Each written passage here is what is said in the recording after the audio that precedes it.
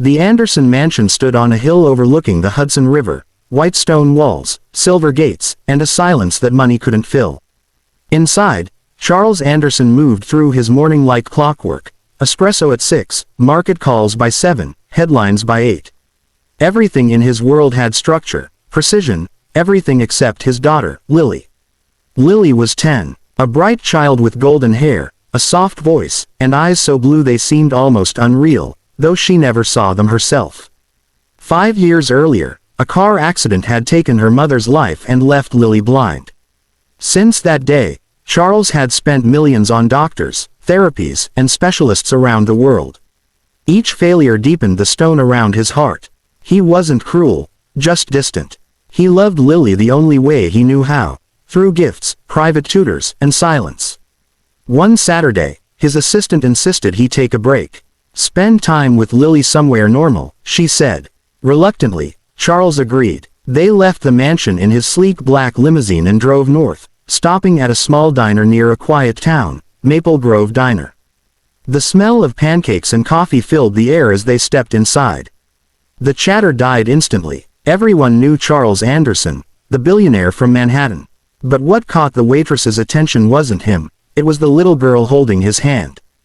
"Good morning," said Emma, the waitress, with a polite smile. She looked about 27, tired but kind-eyed. "Table for two." "Yes," Charles replied shortly, scanning the diner like it was beneath him. Emma led them to a booth near the window. Lily smiled toward her, tilting her head slightly. "You smell like vanilla," Lily said softly. "And, you have green eyes, right?" Emma froze. "Why, yes, I do." "How did you?" "Lily," Charles interrupted, "enough talking. Let the lady do her job." Emma forced a smile and walked away, but her mind wouldn't let go of that question. How did the blind girl know my eyes are green? When Emma returned with their food, Lily beamed. "Your necklace jingles. It's pretty. Is that your little boy in the photo locket?" Emma blinked. The only photo inside that locket was of her son. No one could see it without opening it. "Yes, it is," she said quietly. "But how?" Lily giggled, then went silent as Charles looked up, suspicious. "She's blind, miss. She imagines things. Don't encourage it." Emma nodded, though something in her gut told her this was more than imagination. The way Lily's eyes followed her movements, it wasn't random. A few minutes later, Charles excused himself to take a business call outside. As soon as he left, Emma leaned closer. "Sweetheart," she whispered, "can you really not see?"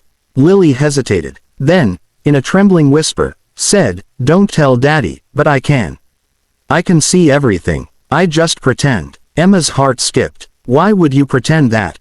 Lily's eyes filled with tears. "Because when he thinks I'm blind, he hugs me. He says he loves me. If he knew the truth, he'd stop."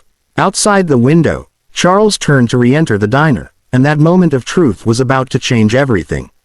Charles stepped back inside the diner, sliding his phone into his coat pocket. He noticed Emma and Lily whispering, and something in his gut tightened. He'd built his entire world on control, and right now, he felt none. "Everything all right here?" he asked, his tone sharp enough to slice glass. Emma straightened, her hands trembling slightly. "Yes, sir. Just keeping your daughter company." Charles gave her a curt nod and sat down. But Lily's smile had faded. She looked pale, small, like a secret had been caught midair. They finished breakfast in silence. Charles tipped generously, out of habit, not kindness, and led Lily back to the limousine. Yet all the way home, Emma couldn't shake what she'd heard. "She can see. Hours later, the diner was quiet. The lunchtime rush had passed, and Emma was cleaning tables when a black car pulled up outside. The driver approached her with an envelope. "From Mr. Anderson," he said, and left before she could reply. Inside was a card with Charles's number. Below it, a note. "Come to Anderson Estates. It's about my daughter." Emma's hands shook. She didn't want trouble. Billionaires didn't summon waitresses for pleasant reasons. Still, something told her Lily needed her. That evening, she stood at the massive iron gates, heart pounding. The guard waved her through, and moments later, she was in the mansion's grand foyer, gold chandeliers, marble floors, and silence that could swallow you whole.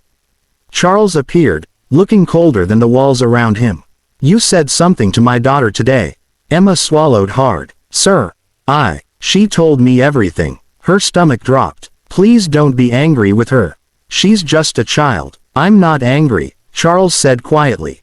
"I'm ashamed." He turned away, voice breaking in a way she didn't expect. "I thought she'd lost everything in that crash. I spent years trying to fix what I thought was broken. But all she ever wanted was me. Not the doctors, not the gifts, just me." He looked at Emma then, his eyes tired. "You saw what I didn't." "Thank you." Emma hesitated. She was scared. "Mr. Anderson." She thought if you knew the truth, you'd stop loving her. Charles's face twisted with pain. "Then I failed as a father more than I ever did in business." Later that night, he walked into Lily's room. She sat by the window, staring at the stars, really staring, not pretending. He knelt beside her. "Lily," he whispered, "why didn't you tell me?" Tears welled up in her eyes. "Because when I was blind, you stayed with me. You held my hand. You didn't look at your phone. I didn't want to lose that." Charles pulled her into his arms, his voice cracking. "You'll never lose me again. I don't care if you can see or not. You're my world, Lily. Always." For the first time in years, the walls of that cold mansion echoed not with silence, but with laughter. Outside, Emma smiled as she walked away down the long driveway, moonlight spilling over her shoulders. She knew she'd just witnessed something rare, not a miracle of medicine, but of love rediscovered.